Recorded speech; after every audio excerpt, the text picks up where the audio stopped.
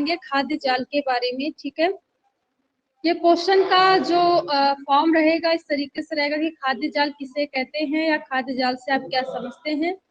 खाद्य जाल में पोषक स्तर का वर्णन कीजिए, ठीक है। ये क्वेश्चन बच्चों बोर्ड के लिए काफी इंपॉर्टेंट क्वेश्चन है और इसे हम लोग बहुत ध्यान से समझेंगे। देखिए, सबसे पहले तो आप लोगों को ये जानना जरूरी है कि जो खाद्य श्रृंखला होती है ना, कई सारी खाद्य श्रृंखला मिलकर के खाद्य जाल बनाती है, ठीक है। अगर आपसे साधारण रूप में पूछा जाए कि खाद्य जाल क्या होती है, तो आप बताएंगे कि पारितंत्र में उपस्थित सभी प्रकार की खाद्य श्रृंखलाएं मिलकर एक जाल जैसी संरचना बनाती हैं, जिसे हम लोग कहते हैं खाद्य जाल, ठीक है। तो इस बात को आप लोग को याद रखना।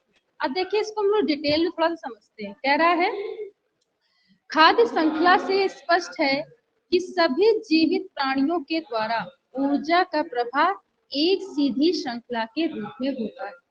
तो खाद्य श्रृंखला के लिए बताया गया है कि खाद्य श्रृंखला का ये मतलब होता है कि जीवित प्राणियों के द्वारा ऊर्जा का प्रवाह एक सीधी श्रृंखला में होता है, परंतु पारितंत्र में बहुत सारी खाद्य श्रृंखलाएं परस्पर जुड़ी होती हैं।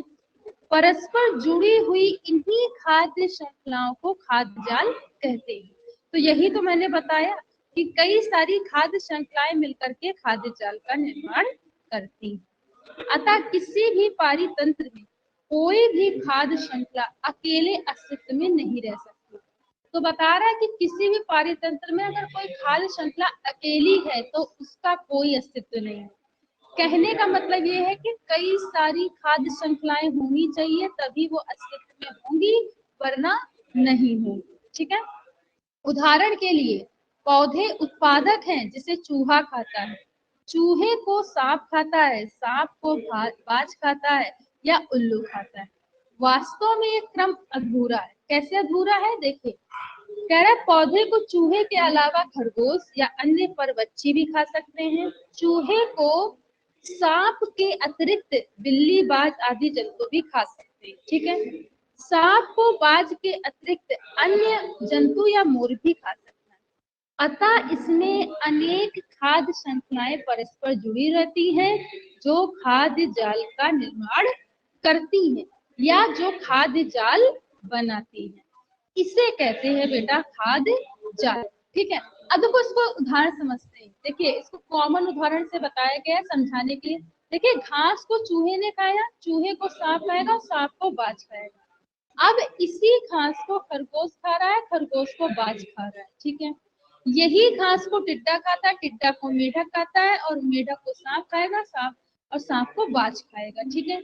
यही घास को चूहा खा रहा है, चूहे को बाज खा रहा है। तो कहने का मतलब ये है कि ये कई सारी श्रृंखलाएं अगर जाल जैसी संरचना का निर्माण करें, ये जो कई सारी श्रृंखलाएं हैं ये जाल जैसी संरचना का निर्माण करेंगी, तो उन्हें कहते हैं खाद्य जाल, ठीक है। उन्हें क्या कहते हैं बेटा, खाद्य जाल कहते हैं। पहले बताओ, खाद्य जाल समझ में आया सबको? Yes ma'am. Yes ma'am. Yes ma'am. ठीक, ओके बेटा। तो बहुत सिंपल है, उसमें कुछ करना नहीं है, बस ढंग से समझना है, ठीक। जब हमने ये समझ लिया कि पानी तंत्र में कई सारी खाद्य श्रृंखलाएं मिलकर के खाद्य जाल का निर्माण करती है और कोई भी खाद्य श्रृंखला जो मतलब अकेले है उसका कोई अस्तित्व नहीं होता। देखो, जब हमने खाद्य श्रृंखला पढ़ा था इससे पहले वाली क्लास में, तो हमने बताया था ना कि 4 या 5 चरण वाली खाद्य श्रृंखला ही कैसी होती है, अस्तित्व में होती है। उससे ज्यादा अगर श्रृंखला बनेगी तो वो क्या करेगी, अस्तित्व में नहीं होगी और ऊर्जा की कमी आ जाएगी। तो इस बात को याद रखिए। अब देखिए, थोड़ा और इसको अच्छे से समझते हैं। कह रहा है इन चारों खाद्य श्रृंखलाओं में बाज समान है, मतलब जितनी हमने 4 श्रृंखला पढ़ी थी अभी पीछे, उसमें क्या था, बाज समान था, सब में आ रहा था। इन्हीं स्थानों पर ये खाद्य श्रृंखलाएं परस्पर जुड़कर खाद्य जाल बनाती है। तो यही वो स्थान है जो जुड़ करके खाद्य जाल का निर्माण करेंगे। इस प्रकार बने खाद्य जाल में अनेक बार उच्चतम अंतिम उपभोक्ता प्राय एक जंतु होता है। तो देखो, खाद्य जाल का जो देखो अंतिम जो प्ररूप होगा क्या है, जंतु होगा। तो सही तो है भाई, खाद्य जाल का अंतिम प्ररूप जंतु ही होगा। देखो, ये देखिए बेटा, ये विभिन्न खाद्य श्रृंखलाओं से बना हुआ एक खाद्य जाल है। देखिए जाल जैसी संरचना को बना रहे कि कोई इधर है, कोई इधर है, कोई इधर है। तो देखिए इसको बहुत ध्यान से समझिएगा। ये उत्पादक है, ये उत्पादक है यानी पौधे। अब इस पौधे को देखो, खरगोश भी खा रहा है, तितली भी खा रही है, मेढक भी खा रहा है, कबूतर भी खा रहा है, चूहा भी खा रहा है। ठीक है, ये प्रथम श्रेणी के उपभोक्ता है। अब इन प्रथम श्रेणी के उपभोक्ता को, ठीक है, कुत्ता भी खा रहा है, ठीक है, क्या कहते हैं, कौवा भी खा रहा है, छिपकली भी खा रही है, बिल्ली भी खा रही है। ठीक है, इन द्वितीय श्रेणी के उपभोक्ता को क्या कर रहे हैं, तृतीय श्रेणी के उपभोक्ता, जैसे मान लो शेर हो गया, बाघ हो गया, चीता हो गया, ये खा रहे हैं। तो ऊर्जा का जो स्थानांतरण है बच्चों मेरे, ऊर्जा का जो स्थानांतरण है वो उत्पादक से प्रथम उपभोक्ता, प्रथम उपभोक्ता से द्वितीय उपभोक्ता और द्वितीय उपभोक्ता से तृतीय उपभोक्ता में जाता है। और ये अपने पोषण के लिए एक जाल जैसी संरचना का निर्माण करते हैं। इसी को बोलते हैं खाद्य जाल। इसी को हम लोग क्या बोलते हैं, खाद्य जाल। बात समझ में आई सबको? Yes ma'am. अब देखो, अब आपको क्या करना है, अब आपसे पूछा गया था खाद्य जाल किसे कहते हैं, पोषक स्तर को समझाइए। देखिए पहले तो आप लोग ये समझोगे कि चाहे बात खाद्य जाल की हो या खाद्य श्रृंखला की हो, पोषक स्तर वैसा ही रहता है। ठीक है बेटा, पोषक स्तर में कभी भी कोई कमी नहीं होती है। ठीक है, तो जब आपसे खाद्य श्रृंखला के रेफरेंस में आए तो आप उसे खाद्य श्रृंखला के संदर्भ में बताएंगे। जब पोषक स्तर आपसे पूछा जाए खाद्य जाल के संदर्भ में तो खाद्य जाल बताएंगे।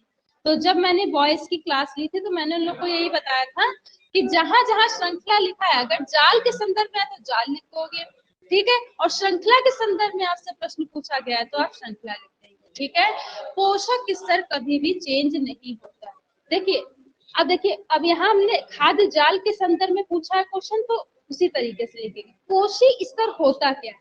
देखिए यहाँ पे आप लोग देख रहे होंगे कि कोई भी जो पोषक ऊर्जा है वो उत्पादक से प्रथम उपभोक्ता, प्रथम उपभोक्ता से द्वितीय उपभोक्ता, द्वितीय उपभोक्ता से तृतीय उपभोक्ता में जाती है। तो कहने का मतलब ये कि ऊर्जा के स्थानांतरण उत्पादक से उपभोक्ता की ओर हो रहा है। तो इसी को हम लोग कहते हैं पोषक स्तर, और इस प्रकार की ऊर्जा कहते हैं पोषक ऊर्जा। तो कह रहा है कि प्रत्येक खाद्य जाल में, क्यों जाल किया गया, क्योंकि जाल के संदर्भ में पूछा गया है। तो प्रत्येक खाद्य जाल में बहुत से चरण या ऊर्जा स्तर होते हैं, जैसे उत्पादक स्तर, प्राथमिक उपभोक्ता स्तर, द्वितीयक उपभोक्ता स्तर और तृतीयक उपभोक्ता स्तर। ठीक है, ये सारे स्तर होते हैं। ठीक, अतः प्रत्येक चरण या स्तर को कोशी स्तर या ऊर्जा स्तर कहते हैं। यानी कि जो भी चरण है, मतलब जो ऊर्जा जा रही है वो उत्पादक, उपभोक्ता, द्वितीय उपभोक्ता, तृतीय उपभोक्ता में जा रही है। इसी को हम लोग क्या बोलते हैं, कोशी स्तर या ऊर्जा स्तर कहते हैं। ध्यान से समझिएगा, पौधे उत्पादक होते हैं मतलब स्वापोषी होते हैं, मतलब ऐसे जीव जो अपना भोजन स्वयं बनाते हैं उन्हें स्वापोषी कहते हैं। ये प्रथम कोशी स्तर को बनाते हैं। ठीक है, ये सूर्य की प्रकाश से ऊर्जा को ग्रहण करेंगे और प्रकाश संश्लेषण की क्रिया के द्वारा अपना भोजन स्वयं बनाते हैं, इसीलिए इन्हें स्वापोषी कहते हैं। अच्छा, उसके बाद शाकाहारी जीव हरे पौधे उत्पादकों पर निर्भर होते हैं। जितने भी शाकाहारी जीव हैं वो उत्पादक यानी हरे पौधों पर निर्भर होंगे। ये द्वितीय कोशी स्तर का निर्माण करते हैं। तो शाकाहारी पौधे क्या होंगे बेटा, द्वितीय पोषक स्तर का निर्माण करेंगे। ठीक है, वे मांसाहारी जीव जो शाकाहारी जीवों को भोजन के रूप में ग्रहण करते हैं। ऐसे जीव, मांसाहारी जीव जो शाकाहारी जीवों को ग्रहण करेंगे, वो तृतीय कोशी स्तर को बनाते हैं। ठीक, वे उच्चतम बड़े मांसाहारी जीव जो छोटे मांसाहारी जीव को भोजन के रूप में ग्रहण करते हैं, वो चौथा पोषक स्तर बनाते हैं। ठीक है, याद रखोगे। तो देखो होगा क्या, ये घास को हिरन ने खाया, यानी ये प्रथम श्रेणी, प्रथम कोशी स्तर, द्वितीय कोशी स्तर, तृतीय कोशी स्तर। ठीक है, फिर इस खाद्य जाल में 3 कोशी स्तर होते हैं। घास क्या होता है बेटा, उत्पादक होता है, ठीक है, जो प्रथम कोशी स्तर को प्रदर्शित कर रहा है। हिरन मेरे प्यारे बच्चों शाकाहारी होता है, ठीक है, द्वितीय पोषक स्तर को प्रदर्शित करेगा। शेर जो होता है बेटा वो मांसाहारी होता है, तृतीय पोषक स्तर को प्रदर्शित करता है। ठीक है, तो इस बात को याद रखोगे। ठीक है, उसके बाद आपको क्या करना है, अब देखो घास को टिड्डे ने खाया, टिड्डे को मेढक खाएगा, मेढक को बाज खाएगा। तो ये प्रथम कोशी स्तर, द्वितीय कोशी स्तर, ये तृतीय कोशी स्तर, ये चतुर्थ कोशी स्तर होता है। ठीक, बात समझ में आ रही। यानी कि इस खाद्य श्रृंखला में 4 कोशी स्तर होते हैं। ठीक, प्रथम कोशी स्तर घास होती है, टिड्डा द्वितीय कोशी स्तर का होता है, ठीक है, मेढक तृतीय कोशिक स्तर का होता है तथा बाज चौथे कोशिक स्तर का होता है। ठीक है, इस बात को याद रखो। ये मैंने मतलब समझाने के लिए लिखा था बच्चों को, तो वही चीज है जो बताई गई। तो घास क्या है? प्रथम कोशी स्तर। टिड्डा क्या है? द्वितीय कोशी स्तर। मेढक बच्चों क्या है? तृतीय कोशी स्तर। और बाज क्या है? चतुर्थ कोशी स्तर। तो कहने का मतलब है ऊर्जा का स्थानांतरण यानी कि कैसे हो रहा है? पोषक के रूप में हो रहा है, मतलब भोजन के रूप में हो रहा है, इसीलिए इसे कोशी स्तर कहते हैं। इस प्रकार की ऊर्जा को पोषक ऊर्जा या ऊर्जा स्तर कहते हैं। बताइए, कोशी स्तर समझ में आया सबको बेटा? Yes, ma'am. देखो Yes, ma'am. ठीक, अच्छा, कोशी स्तर को पोषक स्तर के नाम से भी जानते हैं, मतलब इसका एक और नाम है, उसको पोषक स्तर भी बोलते हैं। ठीक है, इसका एक और नाम है, इसे ऊर्जा के नाम से भी जाना जाता है। ये बेटा अलग से भी क्वेश्चन पूछा जाता है, तो काफी अच्छे से आना चाहिए। ठीक है, तो मैं उम्मीद करती हूँ कि आपको ये मतलब समझ में आ गया होगा।